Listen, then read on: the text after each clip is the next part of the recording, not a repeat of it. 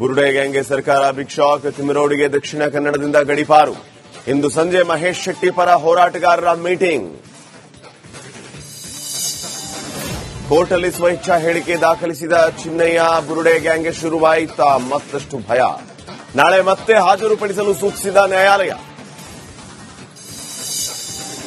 ಜಾತಿ ಸಮೀಕ್ಷೆ ಪ್ರಶ್ನೆ ಮಾಡಿದ ಪಿಐಎಲ್ ಅರ್ಜಿ ವಿಚಾರಣೆ. ಇವತ್ತು ಮಧ್ಯಾಹ್ನ ಜಾತಿ ಗಣತಿ ಭವಿಷ್ಯ.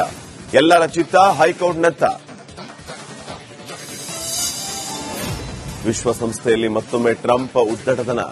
ಭಾರತ ಪಾಕಿಸ್ತಾನ ಯುದ್ಧ ನಿಲ್ಲಿಸಿದ್ದು ನಾನೇ ಎಂದ ದೊಡ್ಡಣ್ಣ. ನೊಬೆಲ್ ಶಾಂತಿ ಪ್ರಶಸ್ತಿಗಾಗಿ ಪುಂಖಾನುಪುಂಖ ಭಾಷಣ. ಪಶ್ಚಿಮ ಬಂಗಾಳದಲ್ಲಿ ಅಬ್ಬರಿಸಿದ ವರುಣ. ಭಾರೀ ವರ್ಷಧಾರೆಗೆ 9 ಜನ ದುರ್ಮರಣ. ರಸ್ತೆಗಳಲ್ಲಿ ನೀರು ನಿಂತು ಜನ ಹೈರಾಣ.